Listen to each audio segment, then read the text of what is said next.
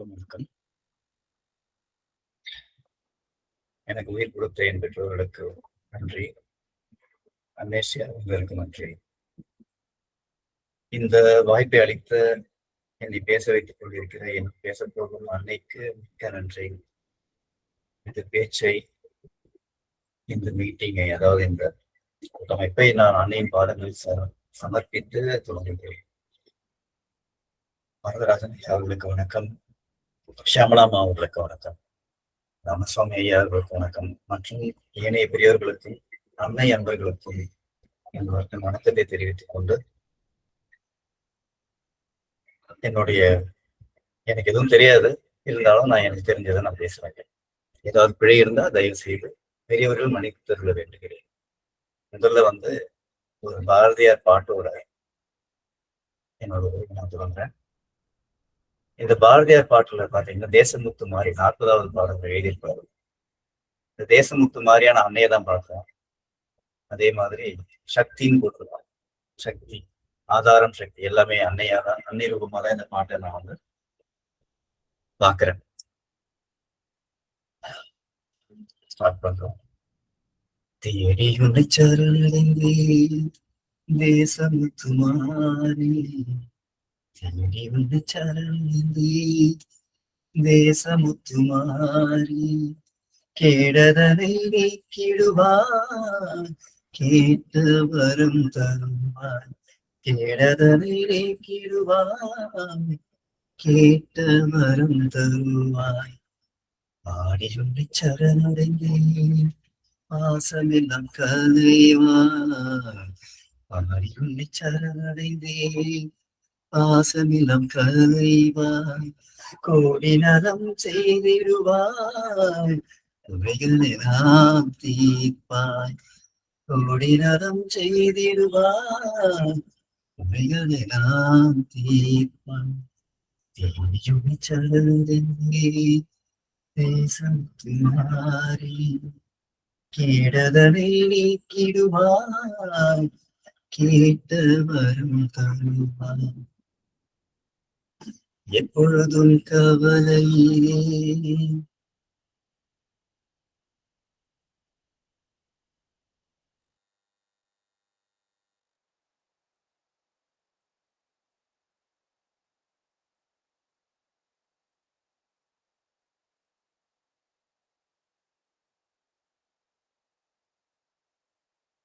அதுதான் வாழ்வீர் சக்தி என்று நேரமெல்லாம் தமிழ்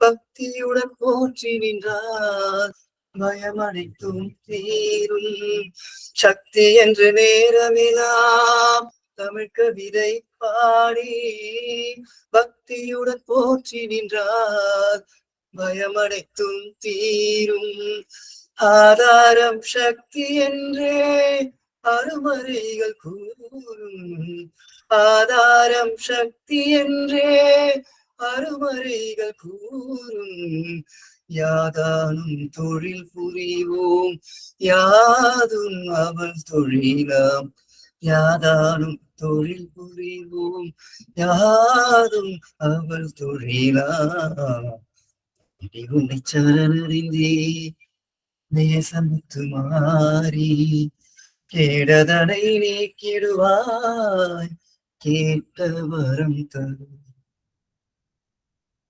துன்பமே இயற்கையேனும் சொல்லை மறந்திடுவோம், துன்பமே இயற்கையேனும் சொல்லை மறந்திடுவோம், இன்பமே வேண்டி நிற்போம் யாவும் அவள் தருவார், இன்பமே வேண்டி நிற்போம் யாவும் அவள் தருவார், நம்பினோர் கெடுவதில்லை 4 வரை தீர்ப்பு, அம்பிகை சரண் புகுந்தார் அதிக வரம் பெறலாம், நம்பினோ கெடுவதில்லை 4 வரை தீர்ப்பு, அம்பிகையை சரண் புகுந்தார் அதிக வரம் பெறலாம், உன்னை சரணடைந்தே தேசமுத்து மாறி, கீடதனை நீக்கிடுவாய், கேட்ட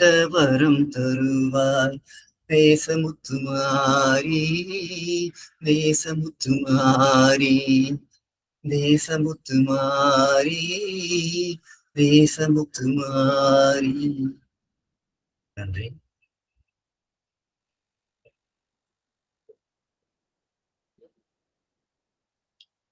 வணக்கம்.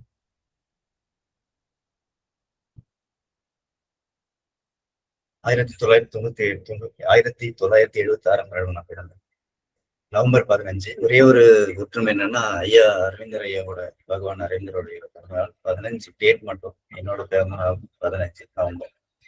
என் குழந்தை பெரிய மகளோட பிறந்தநாள் 15 மே 15. என்னோட இளைய மகளோட பிறந்தநாள் 21 டேட் மட்டும், ஜூலை 21. என்னுடைய மனைவியோட பிறந்த நாள் டிசம்பர் 5. அப்ப எல்லாமே அன்னை குடும்பமா தான் நாங்க நினைக்கிறோம். அதுக்குள்ள நாங்க பொருத்திக்கிறோம். முதல்ல நான் வந்து அன்னை எப்படி தெரியும் அப்படின்னு நான் சொல்ல வரேன். 95 to 98 வந்து நான் வேலை படிச்சேன். அப்போ வந்து என்னோட நண்பரோட வீட்டுக்கு வந்து பாண்டிச்சேரியில இருந்து ஷீரடி சாய்பாபாவோட சீடரோட பேரன் ஒருத்தர் வந்தார். அவர் வந்து சத்யநாராயண பூஜை பண்ணாரு அந்த வீட்டுல. சாய்பாபா படத்தை வந்து சுருத்துல மாட்டிட்டு சத்யநாராயண பூஜை பண்ணாரு. அப்ப அவர்கிட்ட கேட்டேன், சாய்ராம் வணக்கம், இந்த மாதிரி ஒரு பாபாவோட படம் எனக்கு வந்து வேணும் அப்படின்னு நான் கேட்டேன். பாபா வந்து டர்பன், ஒயிட் டர்பன் கட்டிட்டு கை ஆசீர்வாதம் பண்ற மாதிரி ஒரு அமைப்புல இருப்பாரு அந்த படத்துல. நான் கேட்டேன், சரிங்க சரிங்க, நான் தடவை வரும்போது திடீர்ல வரும்போது நான் தரேன்னு சொன்னேன். செவத்துல ஒட்டிட்டு பூஜை எல்லாம் முடிஞ்சது. சத்யநாராயண பூஜை உங்களுக்கு தெரியும் நினைக்கிறேன். சத்யநாராயண பூஜை முடிஞ்ச உடனே அன்னம் அன்னமளிப்பது நடந்தது. அந்த ஸ்வீட் ஒண்ணு வைப்பாங்க, கோதுமை ஸ்வீட், அது எல்லாமே சாப்பிட்டோம். எல்லாரும் சாப்பிட்டுட்டு ஐயா வரேன் கிளம்புறேன்னு சொல்லிட்டு அவர்கிட்ட விடை பெற்று கொண்டு நான் கிளம்புனேன். கிளம்பி அந்த தெருமுனைக்கு வந்திருப்பேன். தெருமுனைக்கு வந்தோன்னா என்னை கூப்பிட்டாரு, சாய்ராம் இங்க வாங்க. அந்த சாய்பாபா வெடி ஓட்டினா சாய்ராம் சாய்ராம் நானும் சாய்ராம் சொல்லுங்க சார். வந்த உடனே என்னை கூப்பிட்டு அந்த செவத்துல ஒட்டி வச்ச படத்தை பிச்சு என்கிட்ட கொடுத்துட்டேன். சாய்பாபா படத்தை. ஐயா வேண்டாங்க, இந்த வீட்டுக்கு பூஜைக்காக வந்திருக்கீங்க. இந்த பூஜைக்கு வீட்டுல உள்ளவங்க வந்து என்ன நினைப்பாங்க, மனசு கஷ்டமாயிடாதான்னு சொல்லிட்டு என்ன பண்ணாரு. நான் கேட்டேன் என்ன பண்றது. இல்ல இல்ல, பாபா உங்க கேட்டுதான் வரேன்னு சொல்லிட்டு நீங்க எடுத்துட்டு போலாம் சொன்னாரு. எடுத்துட்டு போனோம். அப்போ வந்து சாய்பாபா கொண்டு ஆரம்பிச்சோம். அப்போ வந்து பூந்தமல்லியில ஒரு அன்னபாபா டெம்பிள் ஒன்று இருக்கு. அங்க வந்து வியாழக்கிழமை பிரார்த்தனை நடக்கும். அதுல வந்து இந்த சாய்பாபாவோட 108 பிரார்த்தனைகள் படிப்பாங்க. அதுல ஒரு சேயிங்ஸ் வரும், அல்லா இயேசு அன்னை அனைத்து மாலாய் போற்றின்னு சொல்லிட்டு. அல்லா இயேசு தெரியும், அன்னை பத்தி கேள்விப்பட்டிருக்கேன், அன்னை பத்தி பெருசா தெரியாது. பாண்டிச்சேரியில அன்னையோட ஆசிரமம் இருக்கு, ஸ்ரீ அரவிந்தரோட ஆசிரமம் அங்கதான் இருக்கு அப்படின்னு நினைச்சிட்டு நான் அவ்வளவுதான் என்னோட அன்னை கிட்ட இருந்த அறிவு, இந்த தொடர்பும். அப்புறம் இவர் வந்து என்ன பண்ணாரு, இந்த சீடர் சொன்னீங்கன்னா இன்னைக்கு வந்து அவர் பேர் வந்து திரு அருணாச்சலம், ரிட்டையர்ட் இருக்காரு பாண்டிச்சேரியில. அவர்கிட்ட டச்சு விட்டு 15 வருஷம் அவர்கிட்ட பேசி. அப்ப வந்து அவர் என்ன சொன்னாரு, சாய்பாபா கோயில் பாண்டிச்சேரியில கட்டுறோம், நீங்க வாங்க அப்படின்னு சொன்னாங்க. இப்ப கூட இருக்கும், இங்க பாண்டிச்சேரி யூனிவர்சிட்டி எதிர்க்க பாத்தீங்கன்னா ஒரு சாய்பாபா கோயில் இருக்கும். அப்போ வந்து இப்ப இவ்வளவு பில்டிங் இல்ல, நான் சொல்றது வந்து 90s என்ட்ல நான் சொல்றேன். 99 2000 நினைக்கிறேன். அந்த டைம்ல வந்து என் கூப்பிட்டாரு, நான் போயிருந்தேன். சாய்பாபா கோயில் கடற்கரை ஓரமா இருந்தது. அந்த கும்பாபிஷேகத்துல போயிட்டு வந்துட்டேன். நான் ஆசிரம்லாம் போல. சரிங்களா, இதோட நான் திருப்பி சென்னைக்கு வந்துட்டேன். இவ்வளவுதான் எனக்கு பாண்டிச்சேரியில ஃபர்ஸ்ட் என்ட்ரி ஆனது அந்த டைம் தான்.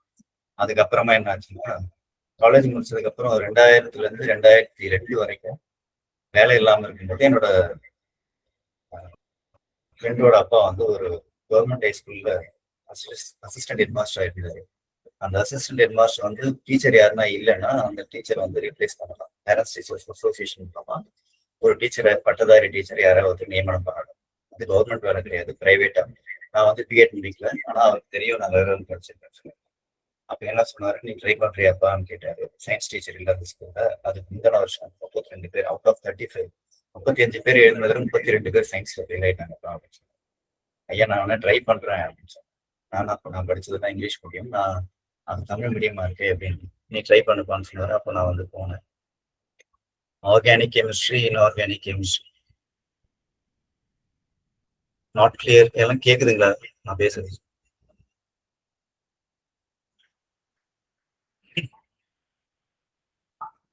ஆர்கானிக் கெமிஸ்ட்ரி, இன்ஆர்கானிக் கேக்குறோம். இல்ல யார் ஒருத்தருக்கு நாட் கிளியர்னு அமைச்சிருந்தாங்க மெசேஜ். அதை நான் கேட்கிறேன். இல்ல கேக்குறோம் சார். கொஞ்சம் கிளாரிட்டியா இல்ல சார், கேக்குது. கொஞ்சம் கிளாரிட்டி இல்லைங்களா? கிளியர். ஓகே ஓகே, பரவாயில்ல சார். இப்ப நல்ல கிளியரா இருக்கு சார். அப்ப கொஞ்சம் லோ வாய்ஸா இருந்தது, இப்போ நல்ல கிளாரிட்டியா இருக்கு இப்போ. அப்படிங்களா? பாட்டு பாடுனதுலாம் கேட்டுச்சா? அது நல்ல கிளியரா கேட்டுச்சு சார். கேட்டது வால்யூம் கம்மியா இருந்தது, இப்ப கரெக்ட் வால்யூமா இருக்கு. இப்ப நீங்க பேசுறது அவ்வளவுதான். வால்யூம் அப்ப கம்மி, இப்ப கரெக்டா இருக்கு. கண்டினியூ பண்ணுங்க சார். நன்றி நன்றி. Thank you sir. தேங்க்யூமா. சயின்ஸ் டீச்சர் இல்லை அப்படின்னு சொன்னோன்னா நான் வந்து போய் ஜாயின் பண்ணேன். எனக்கு வந்து நான் இங்கிலீஷ் மீடியம் படிச்சதுனால என்னால் அடாப்ட் ஆக முடியல தமிழ் மீடியத்துக்கு. நான் 1 மாசம் ஆச்சு நான் தமிழ் மீடியத்துக்கு அடாப்ட் ஆகிறதுக்கு. ஆர்கானிக் கெமிஸ்ட்ரி, கரிம வேதியியல், இன்ஆர்கானிக் கெமிஸ்ட்ரி, கனிம வேதியல்னு சொல்லிட்டு அது தெரிஞ்சுக்கிறதுக்கு எனக்கு 1 மாசம் ஆச்சு. Inorganic, organic chemistry. அதுக்கப்புறமா என்னாச்சு, கோப்பப் பண்ணி எதுவும் என்ன தயார்படுத்திக்கிறதே ஒரு 6 மாசம் ஆயிடுச்சு உண்மையிலே சொல்லணும்னா. அதுக்கப்புறமா எல்லாருக்கும் சேர்ந்து பசங்களுக்கு எப்படி படிக்கணும், எப்படி படிச்சா பாஸ் ஆக முடியும்னு சொல்லிட்டு ஒரு குரூப் பிரிண்டர் முதல்ல இருந்தது 5 வருஷத்துக்கு. அந்த கொஸ்டின் பேப்பர்ஸ் மற்ற கேள்வித்தாள்கள்லாம் எடுத்து என்ன பண்ணோம்னா தனித்தனியா பிரிச்சு கொடுத்துட்டேன். பாஸ் ஆனோன்னா இவ்வளவு படிங்க, 60% வேணா இவ்வளவு படிங்க, 75% தான் இவ்வளவு படிங்க, நிறைய மார்க் வேணா ஃபுல்லா படிங்கன்னு சொல்லிட்டேன். அது எப்படி எடுத்துக்கிட்டாங்கன்னு தெரியல பசங்க. அது இல்லாமல் ஸ்பெஷல் கிளாஸ்லாம் வச்சேன் நான் சனிக்கிழமைகள்ல. அந்த ஸ்கூல்ல, கவர்மெண்ட் ஸ்கூல்ல யாரும் ஸ்பெஷல் கிளாஸ் வைக்க மாட்டாங்க. அந்த ஸ்கூல்ல ஒரு என்ன விஷயம்னா, யாருமே வந்து 100க்கு 90% பசங்களுக்கு பெற்றோர் இல்லை. அங்க நிறைய பேர் பசங்க வந்து அந்த ஸ்கூல்ல சேர்ந்த காரணமே மதியானம் போடக்கூடிய சத்துணவுக்காக. அதனால படிப்பறிவு ரொம்ப கம்மி. பேசிக்கா ஏபிசிடியே 10th படிக்கிற பசங்களுக்கு தெரியாத ஒரு ஸ்கூலா இருந்தது. நான் சொல்ற காலகட்டம் 2000 2002. அதுல ஒரு சில நல்ல ஸ்டூடெண்ட்ஸ், படிக்கக்கூடிய ஸ்டூடெண்ட்ஸ் எல்லாம் இருந்தாங்க. அப்போ அந்த ஸ்பெஷல் கிளாஸ் வைக்கிறப்ப சாப்பாடு இருக்காது அவங்களுக்கு. அப்போ என்னால முடிஞ்சது நான் என்ன பண்ணேன், சாப்பாடு அரேஞ்ச் பண்ணேன். ஏன்னா எனக்கு சம்பளம் வந்து நான் முதல்ல வாங்கின சம்பளம் வந்து வெறும் 1000 ரூபாய் தான் அந்த ஸ்கூல்ல எனக்கு கொடுத்த சம்பளம். ஏன்னா பேரண்ட்ஸ் டீச்சர்ஸ் அசோசியேஷன் ஃபண்ட்ல இருந்து தராங்க 1000 ரூபாய் தான் அப்படின்னு சொன்னாங்க. ஒன்றும் பிரச்சனை இல்லைன்னு சொல்லிட்டு நான் லஞ்ச் வாங்கி கொடுத்தேன். அப்புறம் ஒரு பொண்ணுக்கு மட்டும் லஞ்ச் இல்லை. அப்புறம் என் டிஃபன் பாக்ஸ் எடுத்து நான் கொடுத்துட்டேன், அது மாதிரி சாப்பிடுமான்னு சொல்லிட்டு. அப்புறமா இந்த மாதிரி தான் அந்த கிளாஸ் போச்சுங்க. அதுக்கப்புறமா என்னாச்சு, ரிசல்ட் வந்தது, எக்ஸாம் எழுதினாங்க பசங்க. அவங்க ஒரு மேத்ஸ் டீச்சர் இருந்தாங்க. ரொம்ப எனக்கும் போட்டி, அவங்களுக்கும் போட்டி, யார் அதிகமாக பாஸ் பர்சன்டேஜ் எடுக்க வைக்கிறது சொல்லிட்டு. அப்போ இந்த மாதிரி காலகட்டத்தில் என்னாச்சுன்னா 35 பேர் அதே மாதிரி 10th எழுதினாங்க. 33 பேர் பாஸ் பண்ணிட்டாங்க, 2 பேர் ஃபெயில் ஆயிட்டாங்க. அந்த 2 பேருமே வந்து மேத்ஸ்ல தான் ஃபெயில். அப்போ அவுட் ஆஃப் 35 சயின்ஸ் எல்லாரும் பாஸ் ஆனாங்க. என்ன எல்லாரும் ரொம்ப கொண்டாடினாங்க, எல்லாருமே வாழ்த்து சொன்னாங்க. ஒரு 500 ரூபாய் இன்க்ரிமெண்ட் போட்டாங்க. 1000 ரூபாயில இருந்து 1700 ரூபாய் சிறந்த சேவை பாராட்டி அப்படின்னு சொல்லிட்டு 1700 ரூபாய். அவ்வளவுதாங்க. அந்த 2002 வரைக்கும் அந்த ஸ்கூல்ல இருந்தேன். அதுக்கப்புறமா என்னாச்சுன்னா பணப்பற்றாக்குறை. அப்புறம் வந்து என் நண்பர்கள் சினிமாவில் இருந்ததுனால சினிமா ப்ரொடக்ஷன் மேனேஜரா மறுபடியும் பாண்டிச்சேரி பயணத்தை தொடங்கினேன். 2002 ஒரு ஹிந்தி படத்துக்காக பாண்டிச்சேரிக்கு உள்ள நுழையிறேன். அப்போ ஆஷ்ரம் கெஸ்ட் ஹவுஸ் தான் நினைக்கிறேன். ஆஷ்ரம் கெஸ்ட் ஹவுஸ்ல அந்த ஆர்டிஸ்ட், அந்த ஜூனியர் ஆர்டிஸ்ட் எல்லாமே தங்கியிருந்தாங்க. அப்போ வந்து நான் போனேன், போயிட்டு 2 நாள் இருந்தாங்க. அப்போ கூட நான் ஆஷ்ரம் ஏன் போலமா முதல்ல என்ன பண்ணாங்க, 2 நாள் பார்த்தாங்க. சார் 2-3 மேனேஜர் இருக்காங்க சார், நீங்க வேண்டாம், நீங்க கிளம்பிடுங்கன்னு சொல்லிட்டாங்க. ஓகேங்கன்னு சொல்லிட்டு பஸ் ஸ்டாண்ட் வந்து பஸ் ஏறி சென்னை வந்து சேர்ந்துட்டேன். புரிஞ்சுதுங்க. அப்புறம் மெடிக்கல் டிரான்ஸ்கிரிப்ஷன் பண்ணோம். மெடிக்கல் டிரான்ஸ்கிரிப்ஷன் வந்து 2005 வரைக்கும், 2005 2007 வரைக்கும் பார்த்தோம். 2007 ரிசைன் பண்ணிட்டு 2008 வந்து ஒரு தனியார் வங்கியில சேர்ந்தாங்க. தனியார் வங்கியில சேர்ந்த உடனே திருவள்ளூர்ல சேர்ந்தாங்க. அப்போ அங்க ஒருத்தர் வந்து புதுசா ஒரு ஜாயின் பண்றாரு என் கூட. அவர் வந்து ஏற்கனவே எக்ஸிஸ்டிங் பிரான்ச்ல இருந்து அந்த பேங்க்குக்கு வராது. அவர் பேர் வந்து திரு லட்சுமி நாராயணன். அவர் வந்து பாத்தீங்கன்னா ரொம்ப காமன் கம்போஸ்டா இருப்பார். இப்போ உங்களுக்கு பிரைவேட் பேங்க்ஸ் எல்லாம் தெரியும், உங்களுக்கு எவ்வளவு ப்ரெஷர் போடுவாங்கன்னு சொல்லிட்டு. அந்த ப்ரெஷர் என்ன பண்ணோம்னா ஹெக்டிக்கா இருக்கும். உங்களுக்கு சாயந்தரம் அந்த பேங்க் வேலைன்னு தான் பேரு. நம்ம வீட்டுக்கு போகும்போது 9:30 வீட்டுல பேங்க் க்ளோஸ் பண்ணிட்டு கிளம்புவோம். அது மார்ச் எல்லாம் பாத்தீங்கன்னா ஏரண்ட்ல பாத்தீங்கன்னா 11 o'clock வரைக்கும் லாகின் பண்ணணும், அது கன்வெர்ட் ஆகணும், அந்த மாதிரி சொல்லுவாங்க. லட்சுமி நாராயணன்றவர் வந்து சேர்ந்தவங்க அதை பார்த்தேன். நாங்களாம் ரொம்ப டென்ஷன் ஆயிடுவோம். என்னடா இது, அக்கௌண்ட் எடுக்க முடியல, இன்சூரன்ஸ் எடுக்க முடியல, டிமேட் எடுக்க முடியல, கோல்டு விற்க முடியல, இதுதான் வியாபாரம். பேங்க்ல வந்து சேல்ஸ் பர்சன் எல்லாருமே சேல்ஸ் தான் பண்ணி ஆகணும், இன்க்ளூடிங் மேனேஜர். மேனேஜர் வந்து நம்ம பேருக்கு தான் அந்த பிரான்ச் மேனேஜர் தவிர மற்றபடி பார்த்தீங்கன்னா அவரும் சேல்ஸ் பண்ணி தான் ஆகும். எல்லாருக்கும் ஒரு லீட் ஜென்ரேட்டர் போடணும் இருக்கும். அது மூலமா தான் நமக்கு சேலரி இன்க்ரிமெண்ட் எல்லாமே. அதுக்கப்புறம் பாத்தீங்கன்னா அந்த லட்சுமி நாராயணன் மட்டும் ரொம்ப காமல் கொண்டு வந்தாங்க. நீங்க என்னங்க எப்படி இருக்கீங்க, அவர் கத்துறாரு, நீங்க பாட்டு அமைதியா இருக்கீங்கன்னு கேட்பேன். நீங்க ஒன்றும் இல்லை, பண்ணிக்கலாம், ஒன்றும் பிரச்சனை இல்லை, பண்ணிக்கலாம் அப்படின்னு தான் சொல்லுங்க. அப்படிங்களா, சரி, நீங்க எந்த ஊர்ல இருந்து வரீங்க? நான் பாண்டிச்சேரி அப்படின்னு சொல்லுவேன். சரியா, சரிங்க சரிங்க. அவரு அவர் சில நம்பர்லாம் சேவ் பண்ணி வச்சிருப்பாரு. அவங்க அவங்க மிஸ்ஸஸ் கிட்ட இருந்து கால் வந்தது ஒரு நாள். அவர் போனை வச்சுட்டு போயிருந்தாரு. நான் எடுத்து பார்த்தேன். லைஃப் டிவைன் அப்படின்னு ஒரு மெசேஜ் வந்தது. லைஃப் டிவைன் ஒரு மெசேஜ் வருது. யாருங்க இது? இல்ல என் மனைவி தான் சொல்லிட்டு அவர் பேசுறாரு. அந்த மாதிரி தான் அவர் சேவ் பண்ணி வச்சிருப்பாரு. அவர் அப்பதான் தெரியும் இவர் வந்து அன்னையர்களோட தீவிர பக்தன்னு சொல்லிட்டு. அவர் வந்து கேட் டியூட்டி எல்லாம் பார்த்துருக்காரு. அவரோட இளைய வயசுல கேட் டியூட்டி எல்லாம் பார்த்தாரு. அவர் மூலமா மறுபடியும் பாண்டிச்சேரிக்குள்ள நான் வரேன். பாண்டிச்சேரிக்குள்ள வந்த உடனே முதல்ல ஆசிரம் போறேன். ஆசிரம் போயிட்டு அன்னைய வந்து தேடி வந்தேன். அன்னையை தேடி உண்மையிலேயே சொன்னா இது அன்னையை தேடி தலைப்பா அங்கதான் உதயமாச்சு. அன்னையை தேடி கொண்டு நுழையும் போது நான் வேற ஏதோ ஒரு உலகத்துக்குள்ள இருக்கேன். நிறைய ஆசிரம் போயிருக்கேன், நிறைய ஜீவசமாதிகள்லாம் போயிருக்கேன். ஆனா வந்து அங்க இருந்த ஒரு பேரமைதியும் பேராற்றலும் வந்து எனக்கு அவ்வளவு சீக்கிரம் வந்து வேற எங்கேயும் கிடைக்கல. ரொம்ப நல்லா இருக்கு, ரொம்ப நன்றின்னு சொல்லுவாங்க. அப்புறம் வாங்க ஒருத்தர் இன்ட்ரடியூஸ் பண்றேன்னு சொல்லிட்டு அவருக்கு தெரிஞ்சவர் ஒருத்தர் இன்ட்ரடியூஸ் பண்ணாரு. அவர் தான் வந்து இன்னைக்கும் எனக்கு வந்து வழிகாட்டியா இருக்கக்கூடிய திரு கண்ணப்பன் ஐயா அவர்கள். இவர் தான் வந்து என்னோட ரொம்ப நெருங்கிய நண்பர். ஆசிரம்ல 2 பேருமே தொடர்பு. ஆசிரம்ல 2 பேருமே அடிக்கடி போகக்கூடிய ஆட்கள். அப்புறமா தெரிஞ்சது கண்ணப்பன் ஐயா வந்து ஆசிரம் ஸ்கூல்லேயும் டீச்சரா இருக்காரு அப்படின்னு சொல்லிட்டு. அப்போ வந்து என்ன ஆச்சுன்னா இந்த மாதிரி பழக்கம், அவ்வளவுதான் பழக்கம். அப்ப நான் அடிக்கடி ஆசிரம் போக ஆரம்பிச்சேன். பாண்டிச்சேரி போயிட்டு வந்தாலே எனக்கு ஒரு எனர்ஜியா இருக்கும். அப்போ வந்து அன்னைக்கிட்ட கேட்டேன் நான், நானும் தியானம் பண்றேன், ஏதோ பண்றேன், இது என்னதான் எதுக்காக இந்த பிறவி, எப்படி நீங்க நிறைய புக்ஸ் எல்லாம் எழுதிருக்கீங்க, அரவிந்தர் எழுதியிருக்காரு, நீங்க எழுதிருக்கீங்க, எதுவுமே எனக்கு வந்து படிக்கிறது என்ன பண்ணணும், அதுக்கு ஏதாவது ஒரு வழி சொல்லுங்க சொல்லிட்டு நான் சமாதியில போய் வேண்டுவேன். என்ன பண்றது, ஒண்ணும் புரியல. தியானம் பண்றதுதான் வாழ்க்கையா, இல்ல எப்படி நம்ம வந்து நிலை மாற்றங்கள் ஏற்படணும், எந்த வழியில போகணும் ஒன்றும் புரியல. நீங்க வள்ளலாரை மட்டும்தான் ஏத்துக்கிட்டீங்க, அது மட்டும் எனக்கு தெரியும். அப்போ எந்த வழி சிறந்தோ அந்த வழியாவது காட்டுங்க அப்படின்னு சொல்லிதான் வேண்டிட்டு நான் என்ன பண்ண வந்துட்டேன். இப்ப நான் படிக்கிறேன் பாருங்க ஸ்ரீல, இதுதான் அப்போ உதயமாச்சு. இந்த வார்த்தையை தான் நான் ரொம்ப ஆழமா பாதிச்சது. It is useless to talk of consciousness, knowledge, equality of soul, universality, infinity, eternity, supreme truth, the divine presence, and all sorts of things like that. If you make no effort yourselves to live these things and feel them concretely within you, to understand the supreme truths, you must put them into practice in your daily life. படிச்சோன்னா ரொம்ப ஒரு alarm அடிச்சோன்னா அந்த டைம்ல என்ன ஆச்சுன்னா 2019 எனக்கு ஒரு மிகப்பெரிய விபத்து ஏற்பட்டுச்சு. கேட்டுட்டு போனேன், ரோட்ல நடந்து போயிட்டு இருந்தாருன்னா வந்து ஒரு 2 வீலர் ஸ்விக்கி வண்டிக்காரன் ஏற்றிட்டு போயிட்டேன். என்னோட முகத்துல பாத்தீங்கன்னா என்னோட தாடையிலையும் கன்னத்திலையும் நெத்திக்கிட்ட வந்து 2 ஸ்க்ரூ இருக்கு, இப்போ உள்ளதான் இருக்கு. அப்ப வந்து என்னோட ஜோதிடத்துல எவ்வளவு வருமானம் வரும் உங்களுக்கு நல்லா தெரியும்.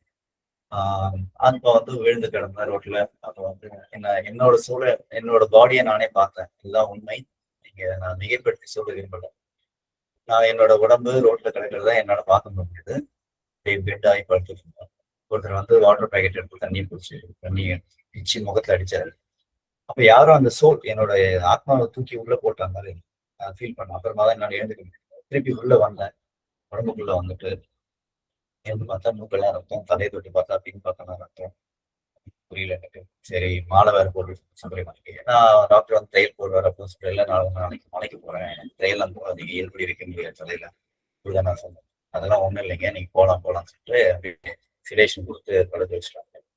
இதுல இருந்து மீண்டு வர்றதுக்கு எனக்கு வந்து 1.5 மாசம் 2 மாசம் 3 மாசம் ஆச்சு. தாடை உடஞ்சு போயிடுச்சு. அதுக்கப்புறம் பாத்தீங்கன்னா பல்வரிசைலாம் ஒண்ணுமே இல்லை. பல்வரிசைனா நகர்ந்து போயிடுச்சு. எலும்பு, கண்ணத்துல எலும்பு உடஞ்சு போயிடுச்சு. ஆப்ரேஷன் செலவு பாத்தீங்கன்னா 3 லட்சம் ரூபாய் செலவாக சொல்லிட்டோம். கையில காசு கிடையாது. சரி ஓகே அப்படின்னு சொல்லிட்டு இறைவன் விட்ட வழின்னு சொல்லிட்டு அப்படியே விட்டோம். அப்போ கண்ணப்பனையா சொன்னதான் ஞாபகம், சிந்தன்ஸ் ஆஃப் யோகா படிப்பா, எது நடந்தாலும் எந்த பிரச்சனை வந்தாலும் எல்லாமே தீரும் சொல்லும் போது சிந்தன்ஸ் ஆஃப் யோகா அப்படியே பெட்லேயே தான் படுத்துட்டு இருந்தேன். படிக்க ஆரம்பிச்சேன். வாய் கோணையா இருக்கும், சாப்பிட முடியாது, மெல்ல முடியாது. ஒரு மாசம் கஞ்சி மட்டும் தான் குடிச்சேன். படிக்க ஆரம்பிச்சோம். ஆப்ரேஷன் பணம் இல்லை. அப்போ கொஞ்சம் கொஞ்சமா ரெடி ஆச்சு. யாரும் ஊர் பேர் தெரியாதவங்க திரு நாகராஜன் சார் சொல்லிட்டு சிந்தனை வழிபட்டாங்க.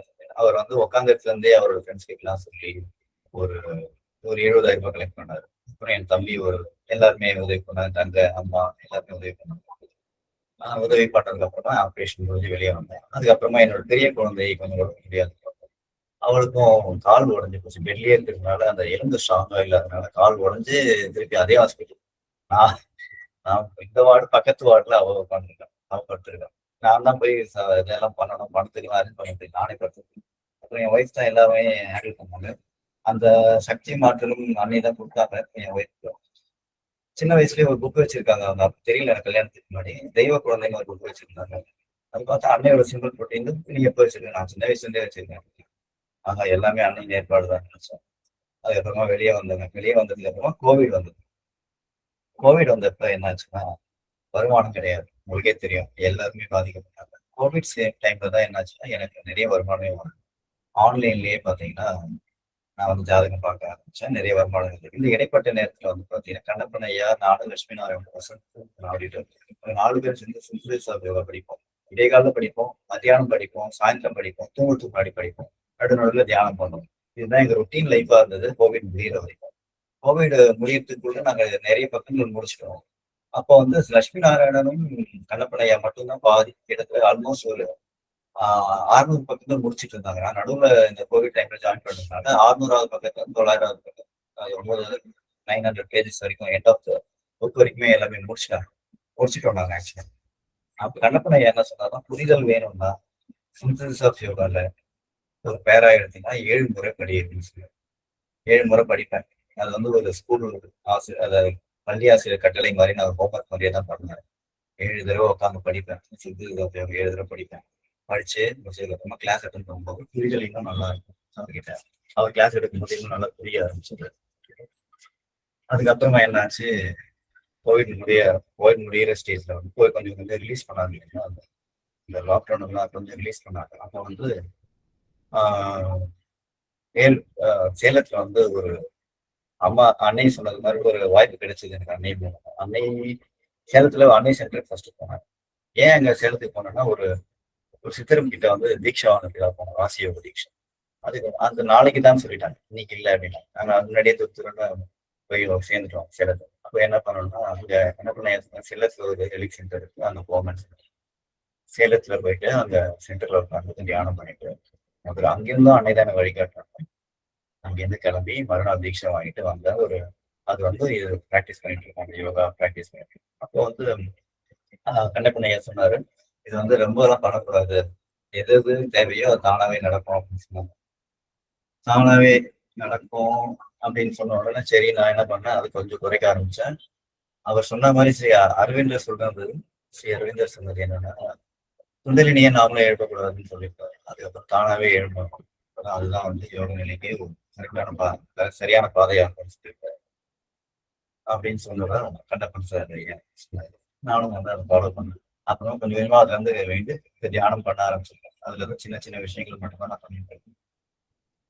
அஸ்ட்ராலஜி எப்படி எனக்கு ப்ரொஃபஷனா வந்ததுன்னா, சின்ன வயசுல நான் 8th படிக்கும் போதுல இருந்து நான் வந்து அஸ்ட்ராலஜி பார்த்துட்டு இருக்கேன். பார்த்துட்டு இருக்கும்போது என்ன ஆகுதுன்னா, நான் அங்க என் வீட்டு பக்கத்துல சிவா விஷ்ணு கோவில் இருக்கு. அங்க வந்து ஒரு குரு இருந்தாரு. அவர் ஜாதகம் பார்ப்பாரு. அவர் கூட போய் உட்காந்துருப்பேன். நான் தவிர நான் கத்துலாம் அவர் கொடுக்கல எனக்கு. ஏன்னா அவர் என்ன சொன்னாரு, நீ நல்லா படிச்சு வேற நல்ல ஆபீசர் ரேஞ்சுல அந்த மாதிரி ரேங்க் போயிட்டு இதெல்லாம் வேண்டாம், எங்களோட போதும் அப்படின்னா.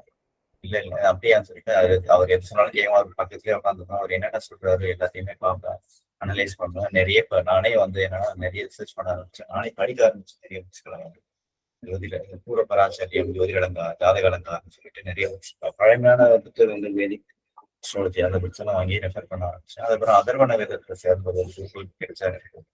அவர் ரிவர்ஸ் ஃபேக்டர்ல என்னன்னா பலன்கள் எப்படி வரும்னு சொல்லிட்டு அதை சொல்லி கொடுத்தாரு. இந்த மாதிரிதான் ஜாதகம் பார்க்க ஆரம்பிச்சேன். 2010 வரைக்கும் 2013 வரைக்கும் நான் காசு வாங்காம தான் ஜாதகம் பார்த்தேன். 2013 அப்புறம் வந்து நான் ஜாபை விட்டுட்டேன். பேங்க் வேலை ரொம்ப ப்ரெஷரா இருக்கு, எனக்கு சரியான பாதை. ஜாதகத்தை எது கத்துக்கிட்டேன்னா, நம்மளால முடிஞ்ச மாரல் ஹெல்ப், அதாவது பைசாவை நம்மளால ஹெல்ப் பண்ண முடியுமா, இது யாராவது சொல்யூஷனுக்கு தேடி வந்தாங்கன்னா கஷ்டப்படுறவங்களுக்கு ஜாதகம் மூலமா நம்மளால ஹெல்ப் பண்ண முடிஞ்சா ஹெல்ப் பண்ணணும். அதான் முதல் நோக்கமே அதுதான். அப்படிதான் நான் கத்துக்கிட்டேன். கத்துட்டு இப்படி இருக்கும்போது கல்யாணம் ஆனவங்க என் முதல் குழந்தை வந்து கொஞ்சம் முடியாம பிறந்ததுனால எல்லாருமே என்ன சொன்னாங்க, நீ ஜாதகம் பார்க்க ஃப்ரீயா எல்லாரும் பார்த்து சொல்றாங்க, உனக்கு வந்து கர்மா தாக்கிடுச்சு, அதனால நீ ஜாதகம் பார்க்கறது. நானும் ஜாதகம் பார்க்க வேண்டாம் டிசைட் பண்ணேன். 2010 டிசைட் பண்ணிட்டு என்ன பண்ண, திருப்பி 2011 வந்து அதே மாதிரி அந்த பிரான்ச் பேங்க் வந்து சென்னையில இருந்தது. அதுல 3 வருஷம் எனக்கு 11, 12, 13 வரைக்கும் ஒர்க் பண்ணேன். அதுக்கப்புறமா ஆசிரம் போக ஆரம்பிச்ச உடனே உனக்கு என்ன பிடிக்குதோ அதை செய்யுன்ற மாதிரி தான் எனக்கு ஆர்டர் வந்து. அதுக்கப்புறமா விட்டுட்டேன். ஜாபை விட்டுட்டு மறுபடியும் நான் ஜாதகம் பார்க்க ஆரம்பிச்சேன். ஜாதகம் பார்க்க ஆரம்பிக்கும் போது இந்த தடவை என்னன்னா பைசா வாங்க ஆரம்பிச்சேன். அப்போ சொன்ன தொழிலா வந்து 2013 ஒரு தடவை வந்து ரொம்ப ஒரு கிரிட்டிக்கலான விஷயம் நடந்தது. ஒரு குழந்தைய வந்து தூக்கிட்டு ஒரு குழந்தையோட தாய் தகப்பனும் வர்றாங்க. அந்த அம்மா பிரெக்னெண்டா இருக்காங்க. ஜாதகத்தை காட்டுறாங்க. காட்டின உடனே இந்த மாதிரி குழந்தை வந்து டாக்டர் வந்து நோட் பண்ண சொல்றாரு. குழந்தைக்கு ஆரோக்கியமா இருக்காது, வெளியே வந்துடுறா அப்படின்னு சொல்றாங்க. யாருமே சமர்ப்பணம் பண்ணிட்டு தான் ஜாதகத்தை கொடுத்தேன்.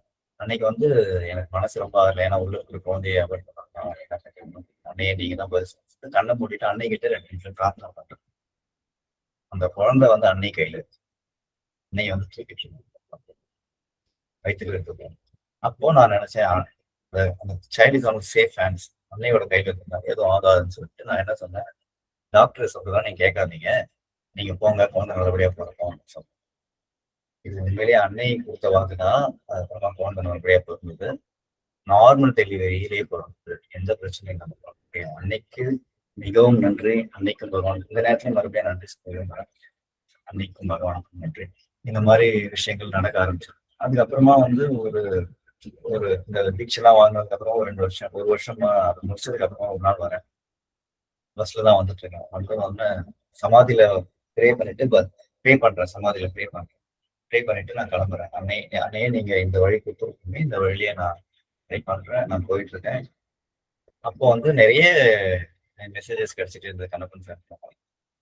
ஒரு லெவல்ல வந்து இதுதான் கரெக்டா இருக்கு, இதுதான் உச்சம் நினைக்கிறேன், இல்லை அதையும் தாண்டி போயிட்டே தான் இந்த மாதிரி சொல்லிட்டே இருப்பாரு. அப்போ ஒரு இமேஜ் ஒன்று வந்தது சமாதியில. ஒரு அன்னை முகம் கொண்ட ஒரு லேடி ஒரு குழந்தைய தோல்ல சுமந்துட்டு வராங்க. ரொம்ப புரியல எனக்கு, எதுக்கு இந்த இமேஜ் வரும்னு சொல்லிட்டு நான் கிளம்புறேன் ஐயான்னு சொல்லிட்டு நான் மெட்ராஸ் கிளம்பி போயிட்டேன். பஸ்ல போயிட்டு இருக்கேன், Pondicherry to Tindivanam, Pondicherry to Chennai bus. Tindivanam வழியா போயிட்டு உள்ள கிராமத்துக்குள்ள நுழைஞ்சு போற பஸ், பிரைவேட் பஸ் தெரியல. பிரைவேட் பஸ் ஒரு இமேஜ் பார்த்தேன் சமாதி. அதே இமேஜ் அப்படியே ஒரு அம்மா வந்து குழந்தையோட வந்து நிக்கிறாங்க. இதே மாதிரி போட்டுட்டு தோல்ல குழந்தையோட சீட் இல்லை அவங்க. நான் உடனே வந்து அந்த என் சீட்டை கொடுத்தேன். இது வரைக்கும் தெரியல எதுக்கு அந்த இமேஜ் வந்தது, நான் எதுக்காக நடந்ததுன்னு சொல்லிட்டு யாருக்கெல்லாம் தெரிஞ்ச அன்னைக்கே சொன்னேன். இதை கண்ணப்பன் சார்கிட்டே சொன்னேன். அவரும் அந்த டைம்ல ஏதோ சொன்னாரு, இது முன்னாடியே நடக்கும்போது சொல்லியிருக்காங்கன்னு அப்படி சொன்னாங்க. அதுக்கப்புறமா டைனிங் ஹால் முதல் தடவை போறேன். அப்போ போகும்போது டைனிங் ஹால் முன்னாடி இன்னொரு விஷயம், அன்னையோட ரூமுக்கு ஃபர்ஸ்ட் போறேன்.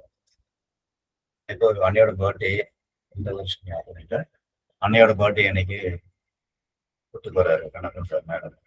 பர்த்டே அன்னைக்கு அன்னையோட ரூம் போகும்போது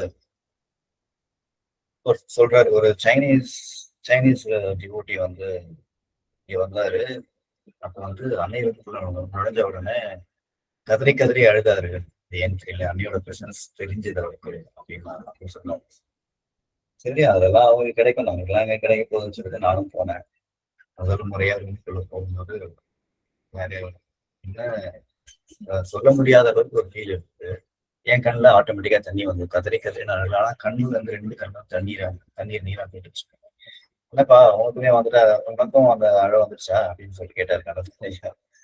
இல்லைங்கய்யா, தெரியல, எனக்கு ஆட்டோமேட்டிக்கா வந்துருச்சு.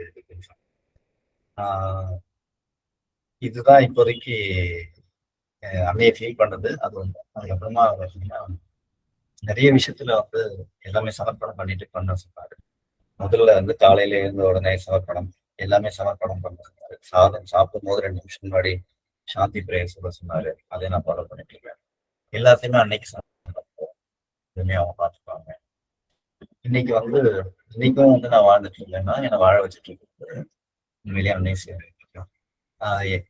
பிப்ரவரி மாசம் போன இந்த 2வது மாசத்துக்கு முன்னாடி இந்த பிப்ரவரி 2024 ஒரு 1 லட்ச ரூபா நான் கிரெடிட் கார்டு கட்ட வேண்டிய சூழ்நிலை வரலாம்.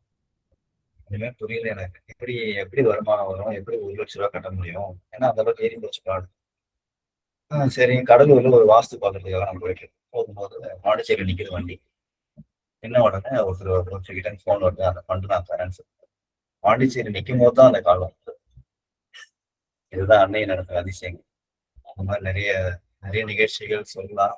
சில விஷயங்கள் தான் ஞாபகம் இருக்கு. டைனிங் ஹால் வந்து ஸ்வீட் சாப்பிட்டுட்டு இருந்தோம். டைனிங் ஹால் ஆண்டு அரவிந்தர் பர்த்டேக்கு, அரவிந்தர் பர்த்டேக்கு.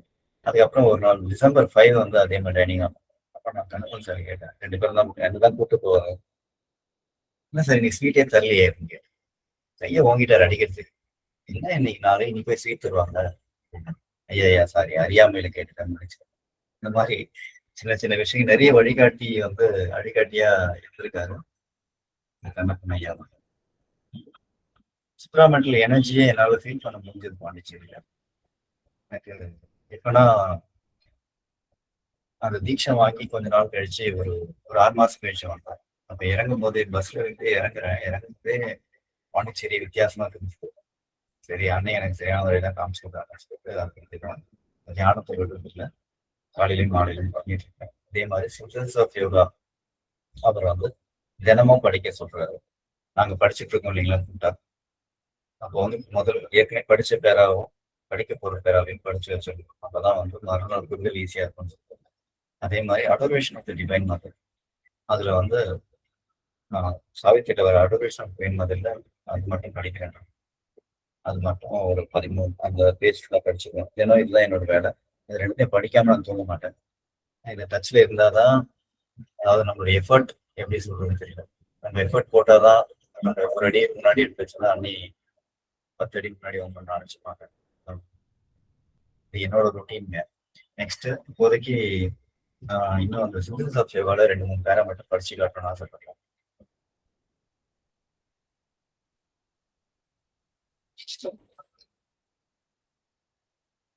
Chapter 8, the Yoga of Divine Works, Supreme Will. பிரியமா அந்த டிஸ்பிளே. ஒரு செகண்ட் தான். இல்ல நீங்க அட்ரேஷன் படிக்கிறதா சொன்னீங்க. சரி அடோரேஷன், சரி இதை போட்டுருங்க. அடோரேஷன் ஓகேண்ணா, நான் இதோ ஷேர் பண்ணிடுறேன். ஒரு second.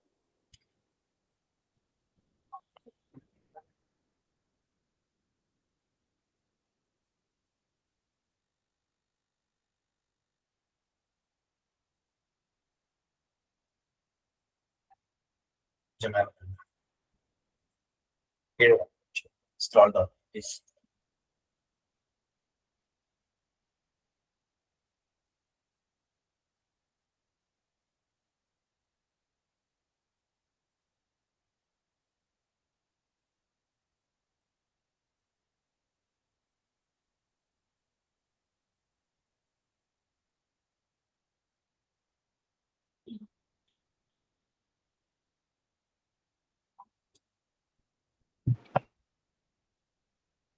Page 213.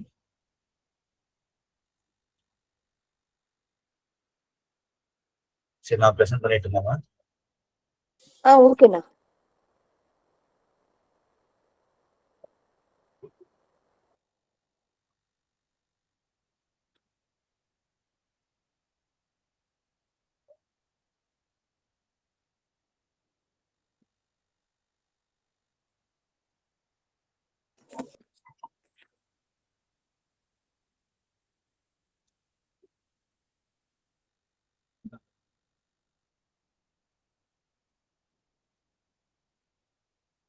Page 212, second para.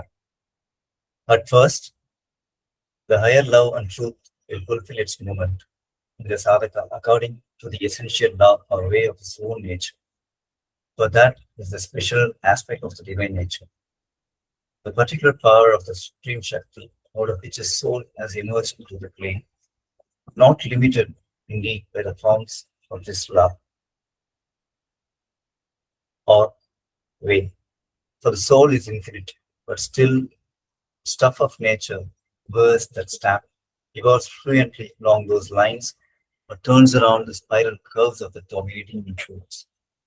He will manifest the divine truth movement according to the temperament of the sage or the lion-like fighter, of the lover and enjoyer of the worker and servant, or in any combination of essential attributes within parenthesis gunas that may constitute the form given to his being by its own inner urge. It is the self-nature playing freely in his acts, which men will see in him a non-contact cut, chopped out artificially. regulated by any lesser rule or by any law from outside. But there is a yet higher attainment. There is infinity within parenthesis Anandya, in which even this last limitation is exceeded because the nature is utterly fulfilled and its boundaries vanish. There the soul lives without any boundaries, or it uses all forms and molds according to the divine will in it. But it is not restrained, it is not tied down, it is not imprisoned in any power or form that it uses. This is the summit of the path of works, and this the utterly liberty of the soul in its actions. In reality, it has there no actions, but all its activities or rhythm of the supreme and sovereignly proceed from that alone, like a spontaneous music out of the infinite. Tamil என்னால share பண்ண முடியல. நான் படிக்கிறேன், தமிழ் படிச்சிடுறேன். முதலில் உயரிய அன்பும் மெய்மையும் சாதகனின் சுய இயல்பின் சாராம்சமான நியதி அல்லது வழிமுறைக்கு ஏற்ப தம் இயக்கத்தை நிறைவேற்றும் அவனது ஆன்மா எந்த பரமசக்தியில் இருந்து இப்பிரபஞ்ச திருவிளையாடலில் வெளிப்பட்டுள்ளதோ அந்த பரமசக்தியின் ஒரு குறிப்பிட்ட ஆற்றலே அவனது சுய இயல்பாகும். அது தெய்வீக பிரகிருதியின் ஒரு தனிப்பட்ட அம்சமாகும். எனினும் அது அந்த வழிமுறையிலோ நியதியிலோ கட்டுப்பட்டிருப்பதில்லை. ஏனெனில் ஆன்மா வரம்பற்றதாகும். எனினும் அதன் இயல்பில் அந்த முத்திரை பதிந்துள்ளது. அந்த வழிமுறையிலேயே அது நன்கு பரிணமிக்கிறது. அந்த இயல்பின் தாக்கம் அல்லது பாதிப்பை சுற்றி வளைந்து ஏறும் பாதையில் அது செல்கிறது. இவ்வாறு சாதகன் தன் இயல்புக்கு ஏற்ப ஒரு முனிவரின் மனப்பான்மையுடனோ புலியெனப் போயிடும் வீரனின் மனப்பாங்குடனோ இன்பம் அனுபவிக்கும் அன்பனின் மனப்பான்மையுடனோ செயலாற்றுபவனின் அல்லது சேவை புரியும் பணியாளனின் மனப்பான்மையுடனோ தெய்வீக மெய்மையின் இயக்கத்தை வெளிப்படுத்துவான். இவ்வாறு அவனது உள் உந்துதலால் அவனுடைய வடிவத்தை உருவமைக்கும் அடிப்படையான குணங்களின் சேர்க்கைக்கு ஏற்ப அவன் மெய்மையின் இயக்கத்தை வெளிப்படுத்துவான். சாதகனின் இந்த சுய இயல்பு அவனுடைய செயல்களில் சுதந்திரமாக இயங்குவதையே பிறர் அவனிடம் காண்பர்.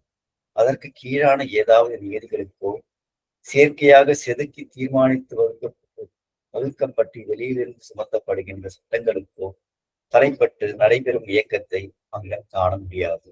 ஆனால் இதற்கு மேலாக அவன் எய்தக்கூடிய இன்னும் உயரிய நிலை உண்டு. ஆனந்தியம் என்னும் அந்த வரம்பற்ற நிலையில் மேற்கூறிய இறுதி வரம்புக்கும் அப்பால் அவனது ஆன்மா செல்கிறது. அவனது இயல்பு முழுமையான நிறைவேற்றத்தை எய்துகிறது. அதன் வரம்புகள் எல்லாம் மறைந்து போகின்றன.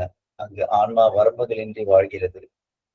அது தன்னுள் இருக்கும் தெய்வீக சங்கற்பத்திற்கு ஏற்ப எல்லா வடிவங்களையும் வார்ப்புகளையும் பயன்படுத்துகிறது.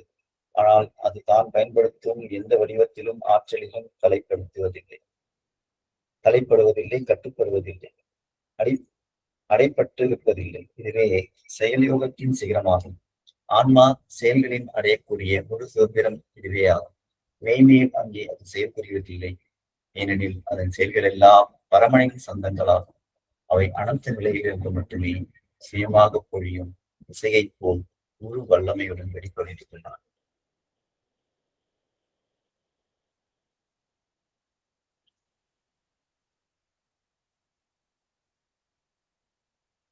அடுத்தது விஷயத்தை பத்தி மட்டும் சொல்றேன்.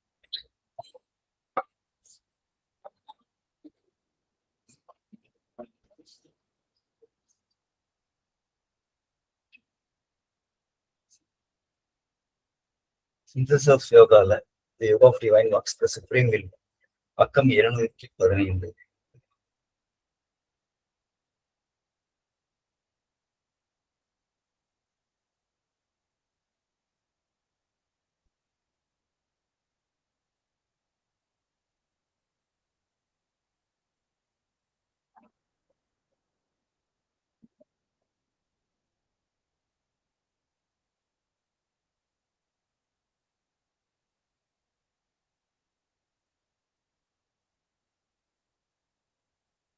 புருஷா பிரகிருதியை பற்றி கன்க்ளூஷன் சொல்றாரு ஐயா. பகவான் சொல்றத படிக்கிறேன். புருஷா பிரகிருதி, consciousness force, soul supporting nature. For the two, even in their separation, are one and inseparable. are at once a universal and a transcendent power, but there is something in the individual too, which is not the mental ego, something that is one in essence in this greater reality. It is a pure reflection or portion of the one Purusha. It is the soul person of the embodied being, the individual self, Jivatma. It is the self that seems to limit its power and knowledge so as to support an individual play of transcendent and universal nature. In deepest reality, infinitely one is also infinitely multiple. We are not only a reflection or portion of that, but we are that. Spiritual individuality, unlike our ego, does not preclude our universality and transcendence, but at present, the soul of self has intent on individualization in nature, allows itself to be confused with the idea of the ego. It has to get rid of this ignorance. It has to know itself as a reflection or portion or being of the supreme and universal self, and solely a center.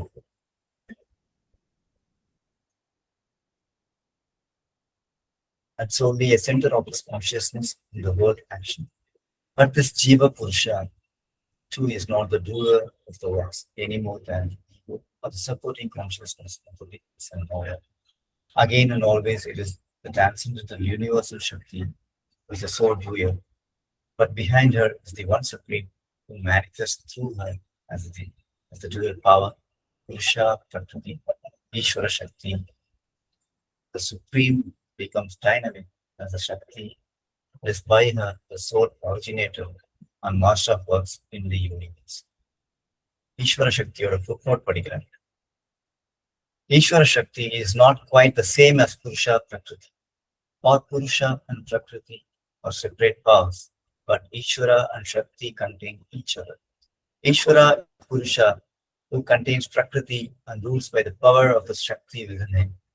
Shakti is Prakriti ensouled by Purusha and acts by the will of the Ishvara, which is her own will and whose presence in the movements she carries always with her. The Purusha Prakriti realization is of the first utility to the seeker on the way of works. Form. It is the separation of the conscient being and the energy and the subjection of the being to the mechanism of the energy through the efficient cause of our ignorance and imperfection. By this realization, the being can liberate himself from the mechanical action of the nature and become free and arrive at a first spiritual control over the nature.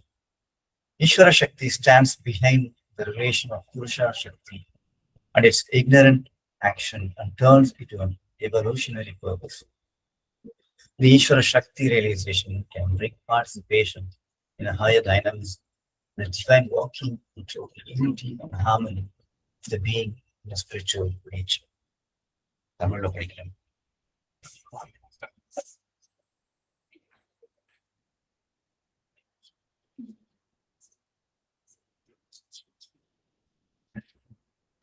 புருஷன் பிரகிருதி, உணர்வு சக்தி, தாங்கி நிற்கும் ஆத்மன் பிரகிருதி, இவை இரண்டாயிருக்கும் நிலையிலும் பிரிவுபடாத ஒருமையே ஆகும். அது ஒரே சமயத்தில் அனைத்தும் கடந்த சக்தியாக இருப்பதுடன் பிரபஞ்சம் தழுவிய சக்தியாகவும் இருக்கிறது. ஆனால் தனி மனிதனுக்குள்ளேயும் மன அகங்காரம் இல்லாத ஏதோ இருக்கிறது. அது மேற்கூறிய பெரும் மெய்மையுடன் சாராம்சத்தில் ஒன்றுபட்டதாகும்.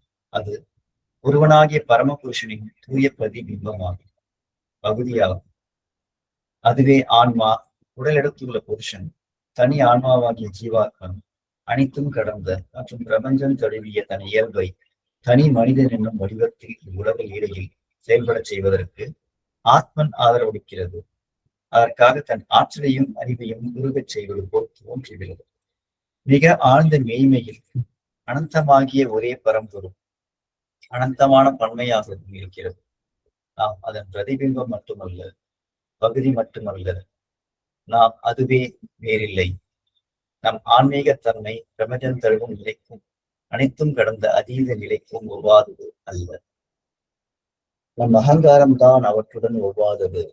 ஆனால் தற்போது பிரகிருதியில் தனித்தன்மையை எய்த முறையும் நம் ஆன்மா அகங்கார கருத்துடன் கலந்து குழப்பமடைவதற்கு தன்மையே அனுமதிக்கிறது. இந்த அறியாமையை அது களைய வேண்டும். நான் பிரபஞ்ச ஆத்மனின் பரமாத்மனின் ஒரு பாகம் அல்லது பிரதிபிம்பம் அல்லது ஜீவன் என்பதை அது உணர வேண்டும். உலகில் இயங்குவதற்காக ஆத்மனின் ஒரு உணர்வு மையமாக அது தனித்துள்ளது என்பதை அது உணர வேண்டும்.